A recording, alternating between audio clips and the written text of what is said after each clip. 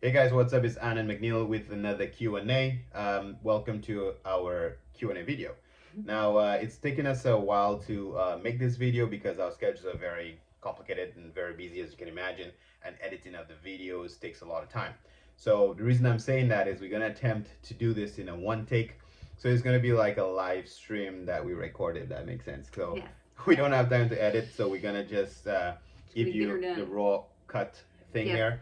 And basically, I just want to remind you again, YouTube is new to us, so we still learn a lot as we go along. Yes. And we also learned that the like button kills Oh. it more than, I mean, subscribing is nice, and if you already are a subscriber, it's great.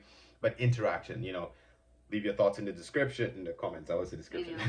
Leave your thoughts in the comments below or hitting the thumbs up. Shit, if you don't like the video, give it a thumbs down. The point is, we want to know But what is that your good for the feedback video? is. The thumbs down button too? Well, ideally it's a thumbs up, Like but is I'm a thumbs just down saying. a thumbs up for us? Exactly, right? But I'm just saying, regardless, I mean, the interaction is what the algorithm Yes. likes. So Good. if you enjoy the content, you give us a thumbs up. I think the best we had was 20 thumbs up, like in a short period of time. So if we can beat that or hit that, that'll be great. I don't know if the thumbs down helps or not, but the We're point living is, for the thumbs up.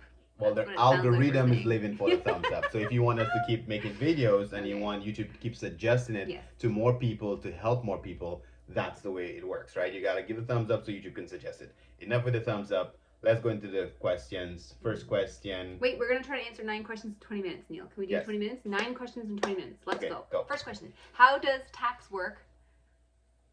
How does tax work when you buy cars from auction? Do you have to pay 13% in Ontario on all the cars you buy and on the fee? Yes. Yes, you do.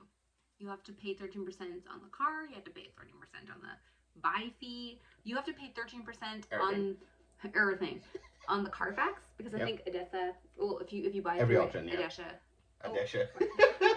If you buy the Dessa Mannheim, We remember can't there's no cut that cutting. in. There's Don't no cut cutting. that in. Okay. So I got you. Okay, You. distracted. So at the Mannheim, that's Adesha trade rev. They all have like the Carfax, so you have to do it anyways. exactly. Compulsory. You pay HSC on that too. Yeah. But here is just letting you know, we're gonna end this go on because again 9 questions. Let you know that don't worry so much about the HST because when you sell the car, you collect an HST too. So hopefully you sell the car more than you paid for it, right? Yes. So the idea is you're gonna be collecting more HST than you paid. So I know it's gonna take a little bit more money to buy up front because you're paying HST, but you're gonna collect it back when you sell the car. Don't worry too much about that. Correct. Question 2. Can I be a wholesaler and use my home driveway as a lot? So, interesting. So yes, so obviously if you are a wholesaler, you are allowed to register your home as your wholesale office. But when it comes to parking cars in your driveway, technically yes, you are, but it all depends, right? Yeah. Now, like.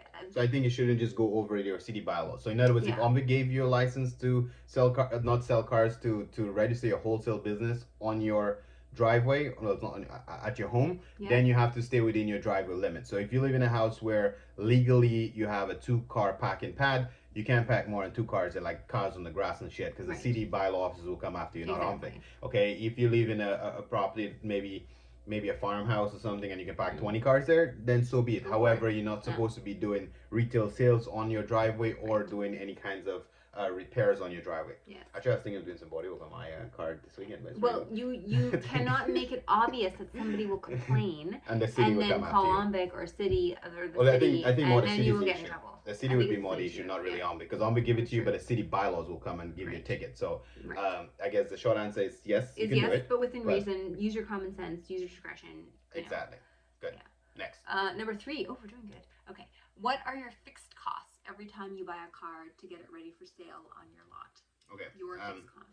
I got that. That's very hard to answer because every single car is different. Keep in mind that my fixed cost is not going to be yours, and mine is probably higher than yours because I have to pay the rent of this massive shop, my technicians, the hydro, bills, just so much to just keep the shop open. So technically, my fixed cost is just whatever parts that I buy for each individual job. But I do have to into consideration the average retail price of my labor, you know, to make sure that I'm selling the car profitable. Right. So I would say depends on the age and the value of the cars that you're selling. If you selling newer cars, generally speaking, $500 is more enough money to rehab it in terms of the detailing. You might need brakes on maybe on one or two of them. So that's the number you have in your head. Like, right, about $500 for newer cars. Rehab, right? Mm-hmm. But if you're going for older cars, 200K, 180, 200K north of that, and maybe 8 to 10-year-old cars, you might have to budget $1,500, sometimes even up to $2,000, especially if there already is some sort of a dealer disclosure saying mechanical problems or whatever the case may be. Yes. But even if there is none of these disclosures, $1,500, because older cars always need a lot of shit. Okay, so hopefully that answers your question. And then maybe maybe it would be interesting to, after I sell my cars, maybe give you a video of what I had into it, what I did to fix it, how much it costs, and you know what the profit is. So if you like that type of content, let us know in the description if you want us to make it. Or give us a thumbs up. Yeah, or side thumbs. I don't know, whatever. Click some buttons if you want us to make that type. I think that'll probably be interesting. I think that'll be interesting. This open book, this is what we make. Because some cars you make a lot, some cars you don't make a lot, some cars you lose a lot. So we'll just tell you everything, okay? Yeah. Let's go next. That's true. That's speed answering. Speed I know. I'm like, oh my gosh. Now I just moved something. Trying to get to I lost myself. We just answered the one about the. Stop touching. Okay. Don't mind stress out. This is question 4. Could you make a video about insurance as a new wholesale dealer? Okay. Well, I guess it's if you are a wholesale dealer. So we know about insurance like as a retail dealer. So I would expect it to be much less, because again, the insurance would ask the same questions about, I guess, foremost your driving history. Because if you get a dealer plate, it's going to mainly. Obviously, you're going to be the one driving the car. Are you using it for personal use? In that case, they're going to pull your driver's abstract and give you a rate based on your driving experience. Also, like as a wholesale dealer, you're likely not having like a car lot of 20 cars, right? So usually an insurance company wants to know what value of inventory you're holding. So if and again, that's up to you. So if you're a wholesale dealer, maybe your cars are getting, you're buying them at the auction, you're shipping them direct. So maybe you're not actually holding any, or maybe you just want maybe 2 or 3, maybe it's just $20,000 worth of coverage, or, versus $100,000 of coverage. So that all depends too on what you, coverage you need. What coverage you need, right? Anything else about that? Yeah, well, so the key points there is, again, when you're a retail lot, you're storing like 20 cars at the same spots. There's a bigger liability how you're storing those cars. Right. Generally, as a wholesaler, the car go from one dealer to another dealer right away, or from that dealer to ADESA. You don't really have so many cars under your roof at the same time. So like no one's going to steal your inventory, because I know, because we went through insurance because one of our cars actually got stolen off our lot. So that would be the time you use insurance. So like that's the type of protection you're looking for. So in this case, how risky is it? Yeah.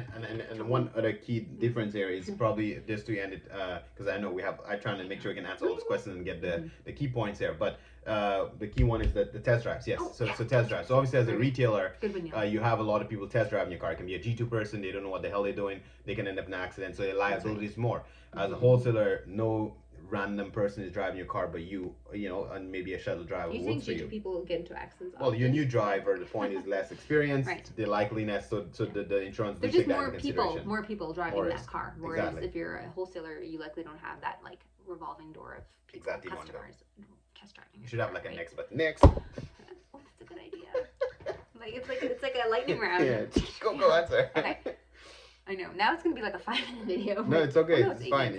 Because the long videos are really hard to edit anyway. Well, horizontal, I would say not editing. So, that's perfect. This is a great question. I like this question. So this is a question. We run into this all the time. Mechanics that want you to replace stuff. Okay, so this guy sounds like a dealer, and he's complaining about mechanics that want you to replace stuff like brakes and tires because they don't look new. What do you do if the mechanic wants you to replace something that technically passes?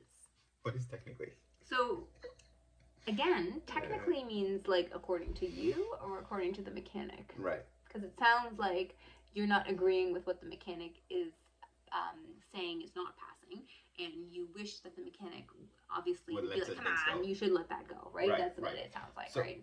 So I think there's a trust issue here. So basically, no. So that's the part that's what I'm getting from it, right? So the mechanic is saying, because if you trust your mechanic, if he says something needs changing, you would trust that it needs to change it. So I'll address that part first. If you don't feel comfortable with your mechanic, it's okay to get a second opinion. So if you're doing a safety and he's saying to change something that you don't feel comfortable or you think that it doesn't need changing, because it's not technically is that it need changing or not. So Right. if you don't think it need changing, get a second opinion. Now, if it is about the cost, because you're trying to keep your costs down as much as possible, because you want to sell that car profitably, or maybe you just want a safety for your own personal business. You're not specifically saying that you're a dealer here, but if you want a safety maybe for Uber, whatever, and the guy is telling you to do stuff, then maybe consider buying your own parts. So maybe ask him, okay, if I were to do the job, how much is the labor? And then you source your own parts out and say, I'm bring the parts in and book it and get it done that way. So you can probably save money. But when it comes to the mechanic, unfortunately, whatever he tells you is what you need to change for the safety. You cannot sign the safety yourself, so you need a mechanic to do it. And some mechanics are stricter than others because it's their license on the line. This is how they feed their family, and MTO does not play games. Okay, so if in you Ontario, in Ontario, if you're in Ontario, MTO is very serious business. Is like the police. It is the police for safety of vehicles, and they pull over trucks. They give you massive tickets. We've had MTO come to our shop too, for stuff and to verify, who safety this car, and it's not a game. Like, so they want to know. You can get massive fines. So at the end of the day, the dealers or the mechanic guy is just trying to protect his license, and I don't think he's trying to just make a $200 brake job. And actually, that's really interesting too, because you're a dealer and you also have a repair shop. So we actually do we actually do safeties for other dealers in the neighborhood. Right. So, which is actually great, because I feel like that's the best trust you can have. Like, if you can find a mechanic who also has a dealership, so they actually understand where you're coming from. They understand that you have a rehab cost and you have to keep your costs as low as you possibly can, because obviously you want to maximize your profits. That actually probably is the best mechanic to go to. So maybe there's less conflict of interest, maybe, because they sort of understand that you don't want to. They understand your business needs, right? So you need a good relationship. You have to build a good relationship with a good mechanic. It's funny you say that, because I think I actually have, if we did find it, I'll put one in the description as well, because I think I did make a video about mechanics, so and I did touch exactly on that, saying that it's supposed to be the relationship, build a relationship with your mechanic so you can understand what your needs are, because at the end of the day, it's better. I sure you don't want to. Wait, just let me finish that thought here. I sure you don't want to compromise your customer safety, right? So you want to trust that your mechanic is actually doing the car safe. Your concern is you don't want to spend too much money to keep your profitability high. Exactly. So just find a way to meet in the middle where you try to negotiate with your repair guy how to keep the cost down as much as possible, right? Because if you give him a lot of cars to safety, then he should be mindful in giving you a preferred rate, kind of thing. So don't compromise the safety in other words, but work on trying to get a price that not going to make you worry, oh my god, I got to change this. You got to do what's right for the customer car, but at affordable price. Okay. Yeah. Okay. Very good. Question 6. You didn't talk about locations. You didn't talk about which locations would be good to open a dealership. Does it really matter? Or will people drive to your dealership if they are serious buyers? Oh god, too much dead. Okay, yeah. So so yeah, I think that the answer to that is you're right. It doesn't really matter, because everything's online these days. Obviously, I guess it does help if you get some walk-in customers and you're off like a more main kind of road. But really, you're right. It really doesn't matter too much, because price sells, and if you are able to buy cars well and you're able to sell them very competitively, then people will find you. And obviously, again, common sense, and also Lava has to prove your location too at the same time. But common sense, if it's a little bit looking dodgy, and right? Yeah. Like, obviously, right. Yeah. And I think we have a video on that too already. Actually, I think we'll try to find out and put in the thumbnail too. But so it doesn't really matter. It doesn't matter, but it depends on how deep your pocket is, what you want to spend. So obviously. Oh, that's right. I know I cut you off. Yeah. But we did do a video, because we talked about the difference between an outdoor lot and an indoor lot, like right? A warehouse, and the warehouse space is cheaper, and so that's why we were probably recommending it doesn't matter, because people will find you wherever you are. So if it's cheaper to get a warehouse lot, that's fine too. Right? Yes, you're right. That makes sense. So it's about your budget, right? No. I just was wondering Yeah. what this was. I I'm was trying getting to excited. figure. I'm getting excited. It's like, yeah, I I found feel the like answer. you'd think we all had coffee before this video, but I we're know. just really anxious because it's 14 minutes. And we also have like so many things on our schedule to do today, and we just really wanted to make sure we squeeze in getting this done. And it's also Thanksgiving this weekend for Canadians. Plan our Thanksgiving dinner and all that stuff. Okay. But yeah, anyway, so we answered that, right? So yeah, the idea is if you have a lot of money and you want to pay a lot of rent, of course, if you can rent a location that's at a major intersection where you can get walk-in customers to, and you can get all of that jazz, of course, then go for it. Yeah. But if you're just starting off, you don't need to spend that amount of money for rent. You can just rent a nice clean place, watch that video that we talk about, because it will let you know how you can get a more affordable lot and then still get sales. Because the idea is you market the car as Kijiji Auto Trader, customers will come to you. If Google Maps can find it, then customers will find it. Right. Okay. Next. Good. Okay. Question 7. Do you know of any car collision app online to figure out car damage cost? No, I don't. Do you? No, I do not. Okay. No. I don't even think that exists. I've never seen that, and I'm assuming that you want to buy, since we talk about crash cars on this page here too. I'm thinking you're talking about buying crash cars and you want to know how to assess the value. I don't even think that could even ever work, because the insurance companies don't even assess the values correctly. They send an adjuster out to see it physically. So right. It's only experience can tell you how much a car is going to cost to fix. Right, exactly. But then I guess a tip here is, if you're looking to buy crash cars, most crash auctions have the cars on display online or in person before the auction. Okay, so if you're new to this, you're not going to know what's behind the bumpers. You're not going to behind the bumpers, the absorber, rebars, sensors. You're not going to know what all those parts are until experience teaches you that. Right. But then if you're trying to sell cars, at bare minimum, you know what a headlight is, you know what a bumper is, you know what a fender grill is, right? So if the obvious things to your eyes that are damaged, you could price those parts out before the auction. So you have an idea what a head, because don't be mistaken, you know, a Mustang tail headlight. Remember when we got that Mustang, now the lights going like this, like, you know, that was like, I think $1,500 for that headlight. And it was newer car at the time too, right? Like it was a newer, like a 1-year-old car, so the parts are. It was like $1,500 for a tail light. Exactly. And then sometimes we buy tail lights for $200, right? Look at that old 2003 Sentra I just think that was $65. The light I paid for it, right? So the idea is you also will learn that each car parts are significantly different. So you got to be very careful. The only experience, long story short, will let you appraise the car right. There's not an app for that. You should make one. Make a lot of money. Brilliant. It doesn't exist. Question number 8. Oh my gosh, we're getting there. We're killing it. Question 8 is wondering which bank offers the best service for a dealership. Louison Bank. Wish we had. No. Wish we were a bank. Yeah. Yeah, I guess it all depends. I guess the bank really that you have the relationship with, right? That you have your business account with, because then that bank can see all your transactions. They see how you pay off your credit cards. They see what kind of cash flow you have, right? So if anything, your bank that you have your business account with is probably you have your personal account. Yeah, somebody you already have a relationship with. Exactly, and you're their customer, right? So they want to give you stuff. They want to give you line of credits. If you say, hey, like, I have a floor plan, and can you give me a cheaper rate? No, I think we tried that, right? Yeah, no, it's not gonna work. So that's why it doesn't really matter which bank you work with, because for your every day-to-day banking, it doesn't matter. You just need a checkbook. You need a checking account, maybe like it's going to give you a little bit of an overdraft. They'll probably give you like a business credit card. So any bank can do those basics, but all of the other things you need banking for your dealership, so far as a new dealer, your bank's not gonna give it to you. You're gonna still end up using AFC next year for your floor plan, and these are the dominant players in the game. The bank will just turn their nose up at you. They're not gonna give you money for that.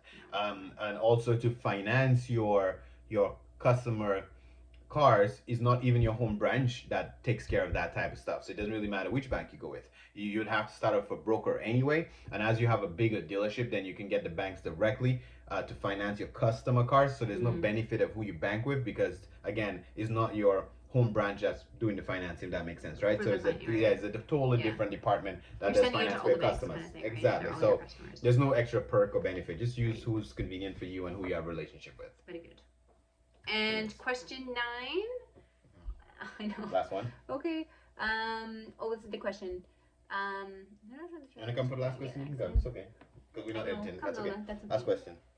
Lolo just popped in here. Like we said, no editing, so it's gonna be live. Where's the menu? Come on, darling. We're almost done. That's why it's hard to make the videos, because sometimes, you know, we get interrupted. Okay. So last question. Very important interruptions. Right here. This is the last one, Lola, and we're done, okay? Lola, maybe actually one day Lola can read the questions, because we're learning to read in grade 1. Let me see. Oh, did I? Oh, I didn't know. This one. No, we missed it. This one. Okay, good one. Oh, that's a long question. Oh, yes. Right. I have a question regarding the exporter dealer license. I have an intelligent office. Or like maybe like an exporter office. Okay, yeah. Obviously no parking spots. And if this is the case, I was wondering if you happen to know if I can go straight from the auction and send the car to the other country or province with no potential buyer. I'm just worried that with no possibility to show the car at my aimed market, the customer will not be convinced to leave a deposit with me, especially at the beginning when my business does not have any recognition and have any good reviews. Thank you so much for what you do. Oh, that's nice. And waiting for more great videos. Oh, that's nice. Thanks for that. You. Yeah, but so here, do we understand that, right? So basically, is he trying to ship cars, like buy cars here, his office here, right? And he's trying to ship to another country? Just the office does not work for me. That is why I've decided for now to start my business as an exporter. Okay, so you started your business as an exporter. So well, I guess to answer that question, if you're an exporter, your customers are technically suppliers.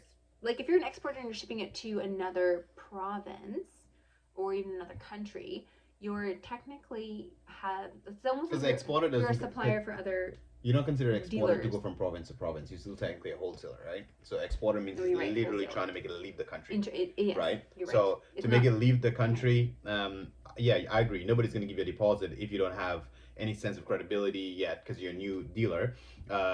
You would probably have to have a dealer over in whichever country you're trying to sell the car to, so that way you buy it here and ship it directly to that person, right? It's going to be very difficult. Or you have maybe a retail dealership at your set home base country, right, that somewhere you have that trust can run for you, and then you ship cars to your own dealership. So other than that, it's going to be very difficult to convince somebody to give you money to buy cars to them. Does that make sense? I think I'm not sure if I'm getting your question correctly. You could always let us know, and I can. And by the way, your aimed target market, if you're an exporter or even if you're a wholesaler, so if you're selling within province to province, so you'd be wholesaling. But if you're exporting out of the country, your customers are not traditional customers like you or I. They're other dealers, right? So they have different. They're going to ask different questions, right? They're not going to be so picky about like,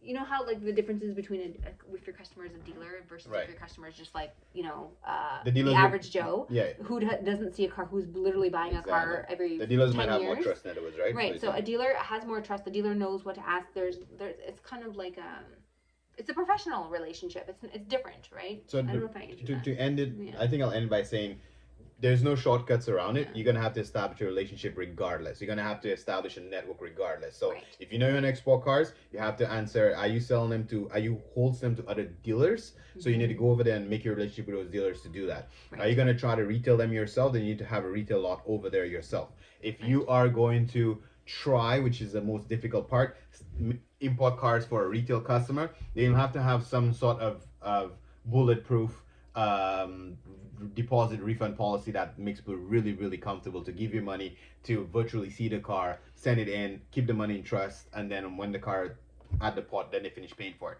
They're gonna have to be super trust, because I've my one time doing this blindly we'll end it with that story here. Is it just kind of happened, and only because of trust. A guy came to my dealership, and then he basically was going to my hometown country, St. Lucia, for I guess this way he retired over there, and he saw a Jeep Wrangler I had on the lot, and he wanted it, and he was going back home the next day, and then it was very difficult, and he was like emotional about it. He really wanted the car, but then I'm like, you know what, I got you. If you're serious about it, you gotta trust, but.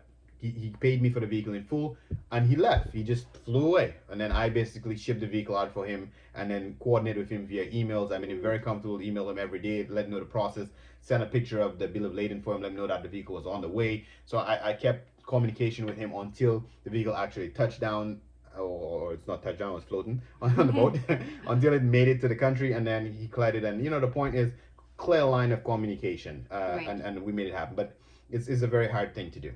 Anyway, we're gonna Cool. end the video here. This is our target time. We answered 24 9 minutes. or so questions. We did. So that was great. Thank you so much for watching, guys. Don't forget to subscribe, like, share. Anything Lola want to say before we go? And the thumbs up. We're supposed to promote What do you want to say, right Lola? now. Hey Lola, can we see your thumbs up? There we go. Let's just thumbs up. All right, guys. Thanks for watching and have a happy Thanksgiving. Happy Whether you're from Thanksgiving. Canada or not, I guess this Thanksgiving. So happy Thanksgiving. Thanksgiving. Bye.